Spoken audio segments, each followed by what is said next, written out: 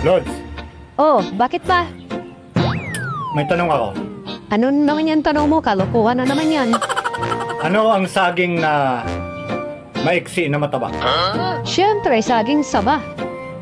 Eh ano naman ang saging na maliit? Didi, senyorita. Galing ah. Ito pa. Ano ang saging na mahaba na matamis? Natural, lakatan. Masaya. Ito last. Ano ang saging na kinakain pati balat? Meron bang garong saging na kinakain pati balat? Oo, meron. Magbigay ka ng clue.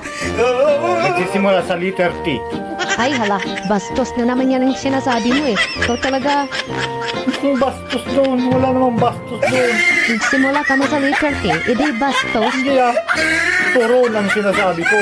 Ay, oo nga pala no.